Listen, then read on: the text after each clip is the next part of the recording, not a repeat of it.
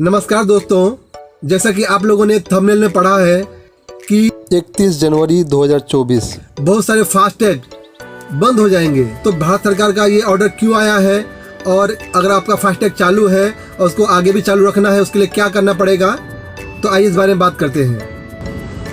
NHAI यानी कि सरकारी जो रोड डिपार्टमेंट है उसके डेटा के अनुसार इस वक्त पूरे भारत में लगभग 8 करोड़ फास्टैग एक्टिव है। यानी कि जो भी गाड़ियाँ चलती रोड पर, चाहे वो कार हो या ट्रक टेम्पो हो या जो भी गाड़ियाँ हैं, इन सभी गाड़ियों के ऊपर लगभग 8 करोड़ फास्टैग चालू है। और सरकारी डेटा के हिसाब से लगभग 98% गाड़ियों पर फास्टैग एक्टिव है।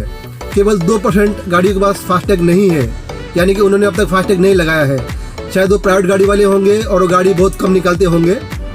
ये जो फास्टैग है ये 2014 में इसका शुरुआत हुआ था, लेकिन शुरुआत में ये जो फास्टैग था ये ऑप्शनल था, यानी कि आपकी मर्जी है आप फास्टैग लगाएं या ना लगाएं। लेकिन 2019 के बाद भारत सरकार ने सभी टोल प्लाजा को ऑर्डर दे दिया कि बिना फास्टैग वाली गाड़ियों को डबल पैसा लिया जाए।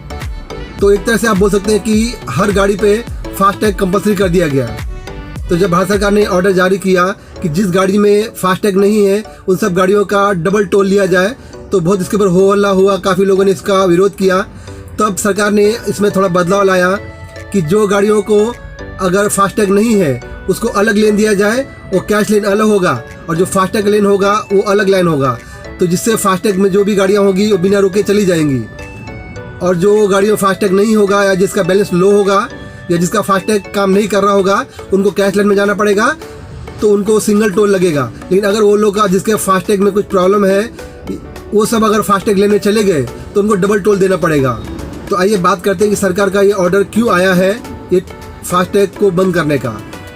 तो दोस्तों, जब भी आप फास्टैग लेते हैं नॉर्मली क्या होता है कि रोड पे आप फास्टैग वाले मिल जाता है और वो आपको बोलता है सर फास्टैग लगा लीजिए, पर वो उसमें ज़्यादा डिटेल आपका पूछता नहीं है। पर उसमें होता ये है कि जब आप फास्टैग लगा लिए उसके बाद आपको जो आपका फास्टैग कंपनी है उसके कस्टमर केयर से आपको बात करना पड़ता है और वहाँ पर आपको अपना डेटा देना पड़ता है, आपका डिटेल जमा करना पड़ता है। तो जो भी लोगों ने अपना फास्टैग तरीके से लिया है उनको कोई प्रॉब्लम नहीं होगा, यानी कि जिसका KYC हो चुका है उनको कोई प्रॉब्लम नहीं होगा। लेकिन जिस फास्टैग में KYC नहीं हुआ है तो उन सभी फास्टैग को बंद कर दिया जाएगा।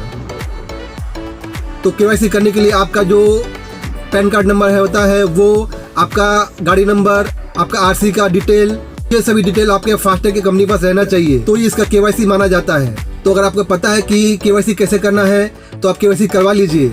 अगर आपको पता नहीं है तो आपको कस्टमर केयर से बात करना पड़ेगा। अगर आपको कस्टमर केयर का नंबर पता नहीं है तो गूगल पे जाकर अपने फास्टैग का नाम डालिए और डाल दीजिए साथ में कस्टमर केयर नंबर। तो आपको आपका जो फास्टैग कंपनी है उसका कस्टमर केयर नंबर मिल जाएगा। आप उनसे बात कर लीजिए और अपने डिटेल जमा करके KYC करा लीजिए। सरकार के इस तरह के जो KYC करने के पीछे कारण ये है क्योंकि सुनने में आया था कि बहुत सारे लोग ऐसे हैं जो उन्होंने फास्टैग लिया है पर फास्टैग को गलत तरीके से इस्तेमाल कर रहे हैं। जैसे कि मान लीजिए किसी ने कार का फास्टैग लिया है, लेकिन वो जो ट्रक टेम्पो होता है उस पर या बड़े बड़े जो ट्रेलर चलते हैं उस पर वही फास्टैग चिपका के चलाते हैं।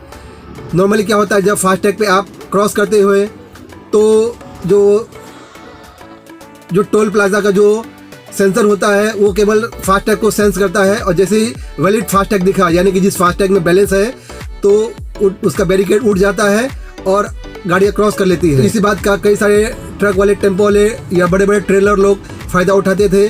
वो लोग छोटी गाड़ियों के फास्टैग अपनी गाड़ी में लगा लेते थे और बड़े बड़े ट्रेलर इस तरह चल रहे थे। आपको पता ही होगा कि छोटी गाड़ियों का टोल कम होता है और बड़ी गाड़ियों का टोल ज़्यादा होता है।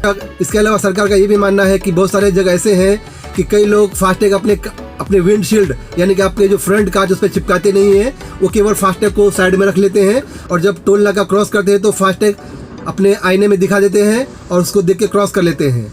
पर इसमें नुकसान ये हो रहा था कि एक ही फास्टैग कई सारे गाड़ियों पे चला रहे थे, यानी कि एक फास्टैग ले लिया उसको और जिसके बाद 3-4 गाड़ियां हैं, जब भी उस गाड़ी को क्रॉस करना होता था तो एक फास्टैग ले लेते थे और वहाँ पर क्रॉस कर लेते थे।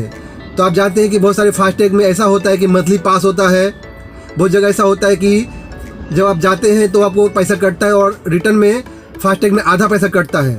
इस तरह से कई गाड़ी वाले फास्टैग का गलत तरीके से इस्तेमाल कर रहे थे। तो जब इन सभी गाड़ियों का KYC हो जाएगा तो हर एक गाड़ी का एक ही फास्टैग होगा। कई बार ऐसा भी देखा गया था कि एक ही गाड़ी के 3-4 फास्टैग अलग अलग होते थे। अगर एक फास्टैग काम नहीं कर रहा है या ठीक से काम नहीं कर रहा है तो गाड़ी वाला क्या करता था, तुरंत दूसरे कंपनी का फास्टैग लगा लेता था।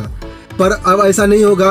अगर आपको फास्टैग आपका एक्टिव है और उसको अगर आपको फास्टैग बदलना है तो आपको पहले पुराना वाला फास्टैग डीएक्टिवेट करना पड़ेगा और नया फास्टैग तब एक्टिव होगा। मेरी पर्सनली बहुत सारे गाड़ी वालों से बात होती है, तो कुछ गाड़ी वालों ने ऐसा किया है कि जो फास्टैग है उन्होंने अपने विंडशील्ड यानी कि आगे फ्रंट कांच पे चिपकाए नहीं है, वो फास्टैग को साइड में रख देते हैं और जब टोल क्रॉस करते हैं तो फास्टैग दिखा के चले जाते हैं। तो जब मैंने उनसे पूछा कि आप ऐसा क्यों करते हो, तो उनका ऐसा मानना है कि कई सारे टोल नाका पे ऐसा होता है कि कुछ लोगों को वो टोल नाका फ्री होता है, जैसे कि कोई पुलिस वाला हुआ या कोई आर्मी ऑफिसर हुआ या जो बाकी कुछ गवर्नमेंट के लोग होते हैं, उनको टोल फ्री होता है, उनको वहाँ पर टोल नहीं देना पड़ता है। तो बहुत सारे टैक्सी वाले लोग जो कि ऑनलाइन टैक्सी चलाते हैं या ओला उबर मेरू या इस तरह के जो ऑनलाइन टैक्सी चलाते हैं, वो लोग टोल नाका क्रॉस करते थे तो उस समय कस्टमर क्या बोलता था कि भाई आप टोल नाका में पैसा मत दो, हमारा पास है, ये हमारे पास, ये हमको अलग से अधिकार है, हमको टोल नाका पे पैसा देना नहीं पड़ता। उसमें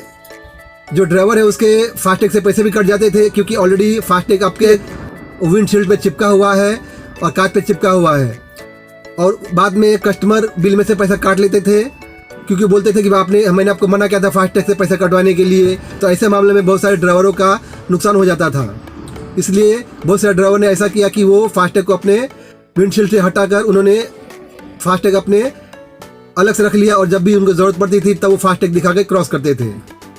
तो जिन सभी फास्टैग का KYC नहीं हुआ है वो सब फास्टैग बंद हो जाएंगे और जिसका KYC हो जाएगा उसके बाद एक गाड़ी पे आपको एक ही फास्टैग चलेगा, दूसरा फास्टैग आप नहीं लगा सकते हैं। तो ये KYC होने के बाद ही होगा।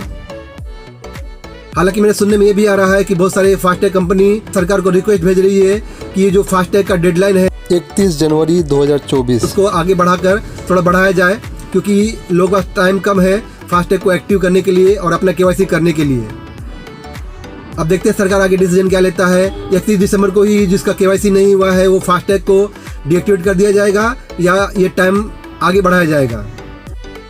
दोस्तों वीडियो अच्छा लगा तो लाइक कीजिएगा, कुछ पूछना तो प्लीज कमेंट कीजिए और ये वीडियो अपने दोस्तों जरूर शेयर कीजिए ताकि आपके दूसरे ड्राइवर भाइयों को भी इस बारे में जानकारी मिल जाए कि फास्टैग का KYC करना जरूरी है। अगर चैनल पर नए हो तो चैनल सब्सक्राइब कर लीजिए क्योंकि मैं ऐसे काम के वीडियो बनाते रहता हूँ जिससे जानकारी देकर ड्राइवर भाई को कुछ फायदा हो सके। दोस्तों वीडियो देखने के लिए धन्यवाद, मिलते हैं अगले वीडियो में।